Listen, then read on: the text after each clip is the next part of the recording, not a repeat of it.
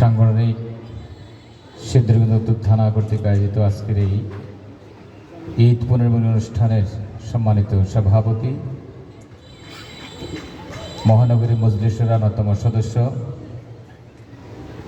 সংগ্রামী থানা আমির জনাব মোস্তফা কামাল ভাই, আজকে অনুষ্ঠানের সম্মানিত প্রধান অতিথি বাংলাদেশ ইসলামী ছাত্র শিবিরের সাবেক কেন্দ্রীয় সভাপতি,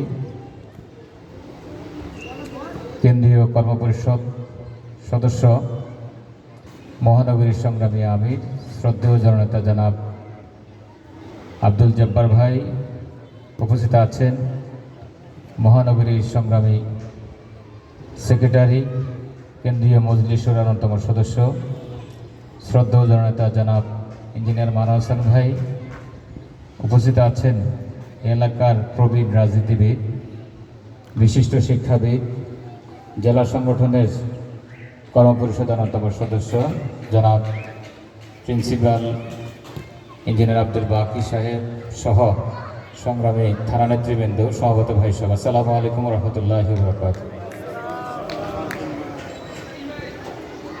আজ দেরি হলো আজকের এই ঈদ পুনর্মিলনী। এখানে আসলে আমরা এই অঞ্চলে যারা বসবাস করি, এখানে দেশের বিভিন্ন অঞ্চলের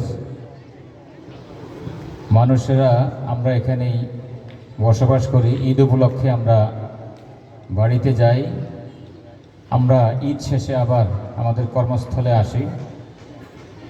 আমি থানা সংগঠনকে মোবারকবাদ জানাই যে আবার আমরা ঈদের পরে সবাই একত্র হয়ে আমাদের কর্মস্থলে আমরা বিভিন্ন কার্যক্রমে আমরা লেগে যাব। পাশাপাশি দিন কায়েমের যে আন্দোলন, সে আন্দোলনের কাজ আমরা শুরু করব। সম্মানিত ভাইয়েরা, আসলে আমাদের দেশ মুসলিম দেশ, আমরা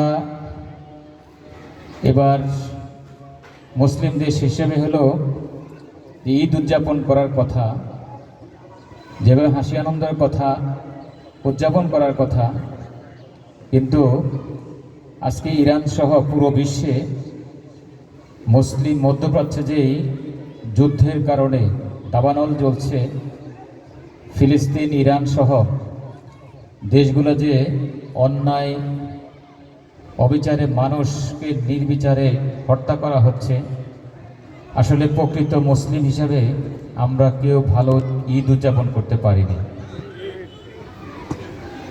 প্রিয় ভাই সব, আমাদের অসংখ্য ভাই ও বোনেরা জীবন দিয়েছেন, শহীদ হয়েছেন,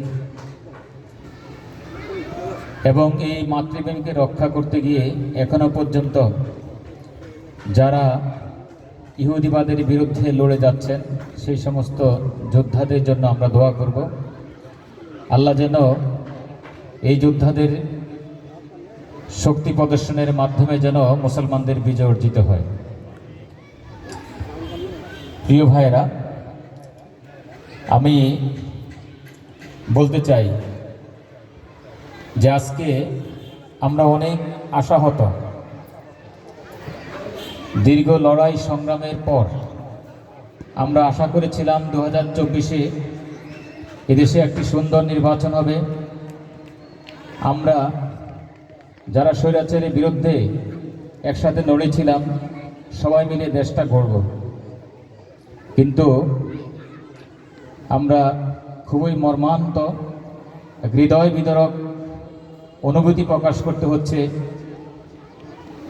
একটি সুন্দর নির্বাচন যেভাবে হয়েছে, আমরা আশা করেছিলাম যারা সংসদ সদস্য হিসেবে শপথ নিয়েছেন, পাশাপাশি এদেশে যারা দীর্ঘ 17টি বছর ফ্যাসিস্টের বিরুদ্ধে লড়াই করে জীবন দিয়ে রক্ত দিয়ে যারা এদেশকে স্বাধীন করেছেন, তাদের রক্তের বিনিময়ে একটি নতুন সংবিধান রচিত হবে, আমরা আমাদের অধিকার ফিরে পাব।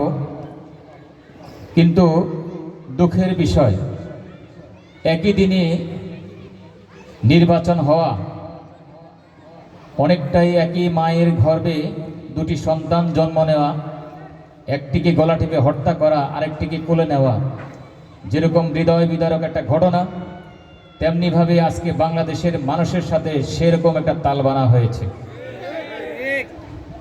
আমরা যারা আজকে ক্ষমতার মসনদে বসেছেন, আমরা বলতে চাই এই ফ্যাসিস্টদের যে সমস্ত সিমটম নিয়ে যারা এদেশ থেকে বিদায় হয়েছেন, আমরা নতুন করে আপনাদের মধ্যে সে সমস্ত আচরণ দেখতে পাচ্ছি।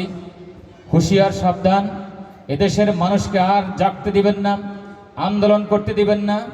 যদি আন্দোলনে আমরা আবার রাস্তায় রাজপথে নেমে পড়ি, তাহলে আপনারাও আর বাংলাদেশে থাকতে পারবেন না। আমি